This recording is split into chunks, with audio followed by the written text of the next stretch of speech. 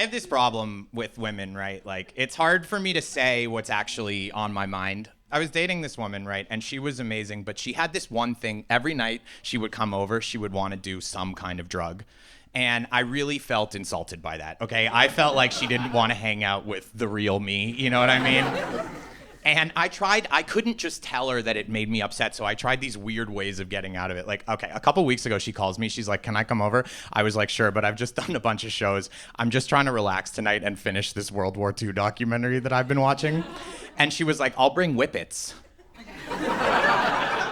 I was like, is that a dog? What the fuck are you talking? She goes, no, you don't know. It's the nitrous that you like huff at raves. Like, it makes music sound good. We'll have a lot of fun. I was like, did you hear what I said about the World War II documentary? Like, I don't feel like those go together, but I'm so stubborn. I was like, come over. So she comes over and I'm like, I'm still going to watch this thing, right? I turn it on TV. It's very intense. It was like, and that's why Hitler decided to invade Poland. I'm taking it serious. I look to my left. This girl's not paying any attention. She was like, I went to Poland.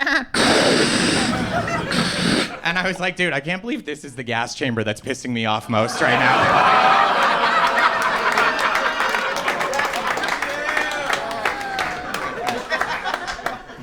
Cool. I had a weird religious upbringing. I went to an all-boys Catholic school. I was the only Jew in the school except the guy on the wood thing. But my nickname was Unmounted. Anyway, I'll say this, I was the more grounded of the two Jews. You know? No, they did make fun of me for being Jewish, but I feel like I developed a fun way of getting back at them. I would eat communion at these big church services to get back at them. I don't know if you guys know what that is, but communion is when you eat the body of Christ in the form of a little, like, very bland wafer. I would fucking house communion. I'd be like, Jesus, you know? I would put on a real show, too. I would go up to the altar. I would kneel down in front of the priest. I would wait till he would get right on top of me, and I would look up and whisper. I'd go, Shabbat Shalom, Father. I'd be like, one Jesus, please. You know? And then I would take the Jesus crisp, I would chew it, I would turn around to the audience, and I would swallow and say, I swallowed your boy.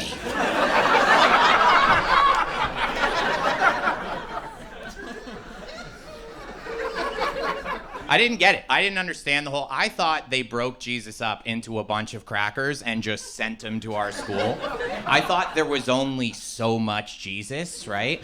So, like, one time I was in the church, they left the cabinet open at the back. I found the supply of Jesus, and I was like, dude, I'm just gonna finish this guy off right now. Right? I was like, no more Christmas.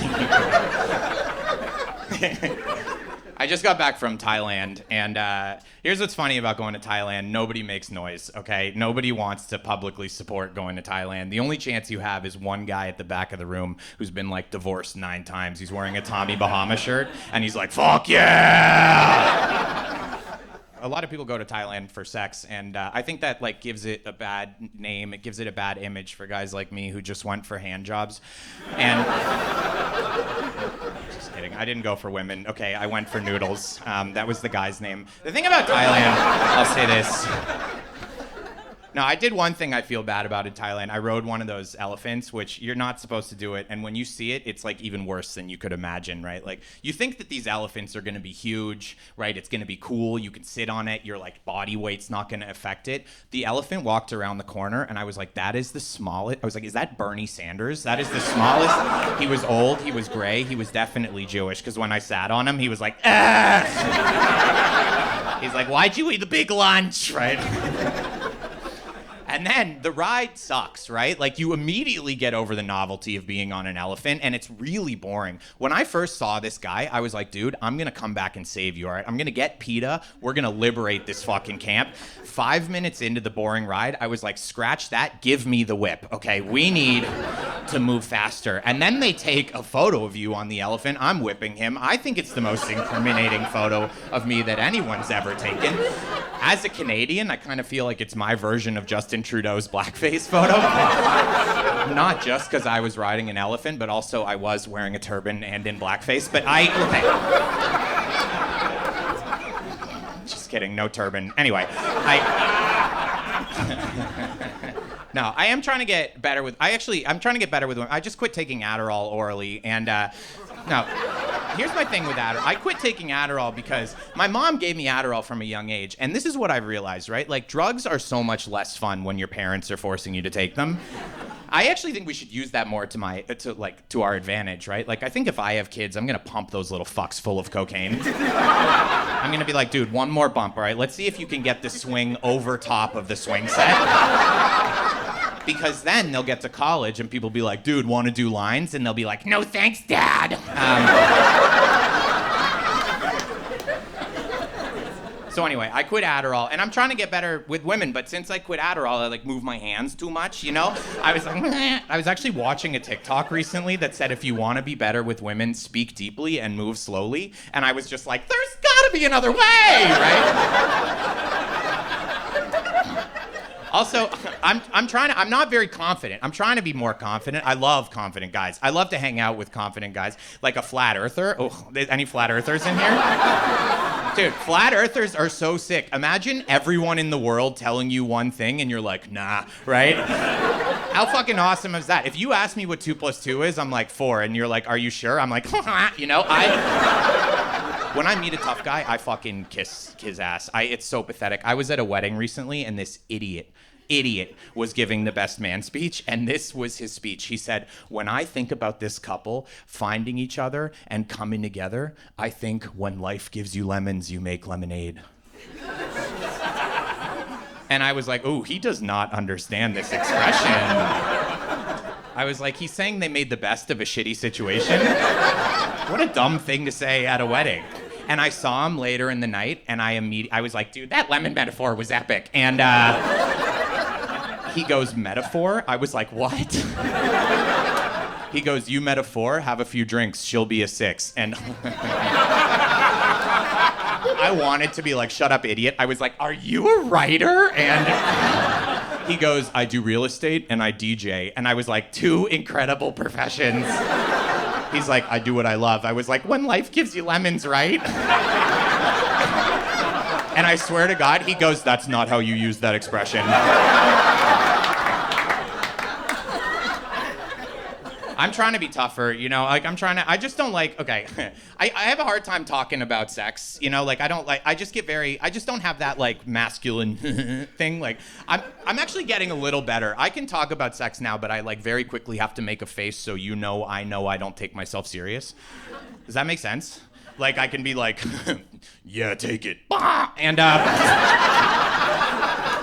and the girl's like, what was that face? I'm like, nothing, bitch. But it ruins relationships, right? Like I was dating this woman, and she had this thing. She always wanted me to tell her how bad I wanted to get with her when we were like in public. And I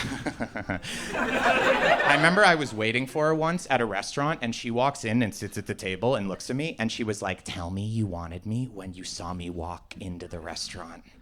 And I was like, you know, I freaked out because first of all, in my head, I was like, you were 7 minutes late, you know?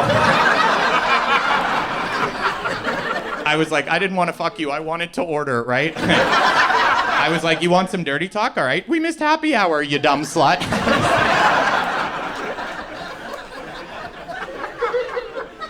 I'm just trying to believe in myself more physically, you know? Like, I'll tell you a little sex story and then I'll scamper. Okay. This is a true story. A couple weeks ago, I was, you know, porking abroad, and no, this is true. Okay, I was on top. I was digging deep, not that deep, but you know, I'd broken the surface. Okay, I wasn't finding oil. I wasn't fracking, but I had a permit, and I was there. She knew I was there. She felt my presence. She told me, right? She was like, I feel your presence. And I was like, Yoda, and I came, and then. This is where I fucked up. For a second, I'm like trying to be better. I lifted one of her legs up like that, like you see in the pictures, and I just I didn't believe, and she destroyed me. She watched it go up slow, like, and I could have saved it. I could have grabbed the other leg and put it up parallel and just been like, yeah, like, yeah, bitch, you're a wheelbarrow now, or something. right? Like, I'm gonna wheel you out to the field and fill you with corn. I don't know. Whatever this guy says, hell yeah. All right, cool, yeah. Okay, whatever. But